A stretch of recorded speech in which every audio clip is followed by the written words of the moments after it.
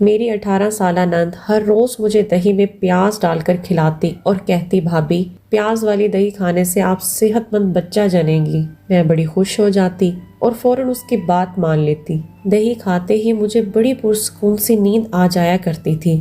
دراصل مجھے بچوں کا بہت شوق تھا، مگر خدا کی کرنی یہ ہوئی کہ شادی کے 3 سال بعد بھی میں بچے کی نعمت سے محروم تھی۔ میری نند علیشبا میرے لیے بڑی پریشان رہتی تھی، اس لیے ہر کسی سے اولاد کے لیے ٹوٹکے پوچھتی رہتی تھی۔ اب اس نے ایک رسالے میں اولاد کے لیے دہی اور پیاز والا ٹوٹکا پڑھا تھا۔ میرا شوہر جب گھر آتا تو علیشبا اپنے بھائی سے کہتی کہ اب آپ بچے کی تیاری کر لیں، اب تو بھابھی امید سے ہو ہی جائیں گی، مگر میری دعائیں سنی نہیں جا رہی تھی۔ میں اس پریشانی میں گھلتی جا رہی تھی۔ اب تو میرا شوہر بھی مجھ سے بیزار رہنے لگا تھا۔ وہ کہتا تھا تم عمر سے زیادہ بڑی لگنے لگی ہو، تم میں اب وہ کشش نہیں رہی۔ میں اپنے شوہر کی یہ باتیں سن کر مزید غمزدہ ہو جاتی تھی۔ آج میری نند دہی لے کر آئی تو میں نے اس سے کٹوری تھام لی۔ وہ چلی گئی تو میں نے سائڈ ٹیبل پر رکھ دی۔ میرا آج کچھ کھانے کو دل نہیں چاہ رہا تھا۔ میں یوں ہی آنکھیں موند کر لیٹ گئی تھی۔ آدھا گھنٹہ ہی گزرا ہوگا جب مجھے دروازے پر دستک سنائی دی تھی۔ میں اٹھنے ہی لگی تھی مگر علیشبا نے دروازہ کھول دیا تھا۔ ایک عورت ہمارے گھر میں داخل ہوئی تھی جس کو میں نے پہلی بار ہی دیکھا تھا۔ وہ بولی تیری بھابھی سو گئی ہے کیا؟ علیشبا بولی ہاں سو گئی ہے، اس کو میں دہی میں بے ہوشی کی دوا ملا کر جو سلا دیتی ہوں۔ علیشبا کا انکشاف سن کر میں دہل گئی۔ میں جلدی سے کھڑکی سے ہٹ کر بیڈ پر آ کر لیٹ گئی اور آنکھیں بند کر لیں۔ علیشبا اور وہ عورت میرے کمرے میں آ گئیں۔ علیشبا بولی پیرنی جی میری بھابھی پر ایسا دم کر ڈالو کہ بستر سے ہی لگ جائے، اس کی ہڈیاں بھرا بھر ہو جائیں اور یہ اللہ کو پیاری ہو جائے۔ علیشبا کی باتیں سن کر تو مجھ پر کب کبھی طاری ہو گئی۔ وہ عورت اپنا منتر شروع کر چکی تھی جبکہ میں دل ہی دل میں آیت الکرسی پڑھے جا رہی تھی۔ 15 منٹ بعد وہ عورت میرے کمرے سے نکل گئی تھی جبکہ میں اب تک کانپ رہی تھی۔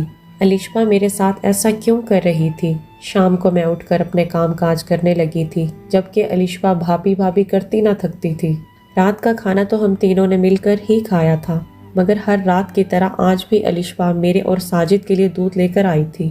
علیشبا پر اب مجھے ذرا بھروسہ نہیں رہا تھا۔ اس کے جاتے ہی دونوں گلاس دودھ کے میں نے بہا دیے تھے۔ ساجد مجھ پر غصہ ہوئے تو میں بولی دودھ خراب تھا اس لیے گرا دیا تھا۔ ساجد تو سو گئے مگر میں سو نہ سکی تھی کیونکہ میری آنکھوں کے سامنے آج والا منظر مسلسل گھوم رہا تھا۔ رات کے کوئی 2 بجے ہوں گے جب مجھے صحن میں بھنبھناہٹ کی آواز سنائی دینے لگی۔ میں نے جلدی سے ساجد کو اٹھایا، وہ گھبرا گئے تھے۔ میں نے ان کو خاموش رہنے کا اشارہ کیا اور ہم کھڑکی پر جا کر کھڑے ہو گئے۔ تب علیشبا کی آواز سنائی دی۔ وہ بولی امی آپ کا بدلہ میں ساجد اور اس کی بیوی سے لے رہی ہوں۔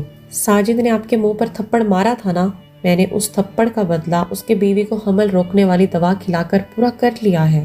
ان دونوں پر کالا جادو بھی کروا رہی ہوں، جلد ہی یہ ختم ہو جائیں گے، تب ہم دونوں مل کر اس گھر میں رہیں گے۔ ساجد نے پولیس کو فون کر کے گھر پر بلا لیا اور انہیں بتایا کہ یہ 2 عورتیں رات کے اس پہر ہمارے گھر چوری کرنے آئی ہیں۔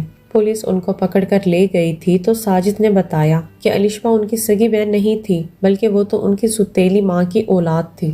ساجد کے ابو کے انتقال کے بعد اس عورت نے غیر مردوں سے مراسم بنانا شروع کر دیے تھے، اس لیے ساجد نے اس کے منہ پر تھپڑ مار کر گھر سے نکال دیا تھا، جبکہ علیشبا کو اپنی چھوٹی بہن سمجھ کر اپنے پاس رکھ لیا تھا، مگر وہ دونوں عورتیں تو ساجد کی جڑیں کاٹنے لگی تھیں۔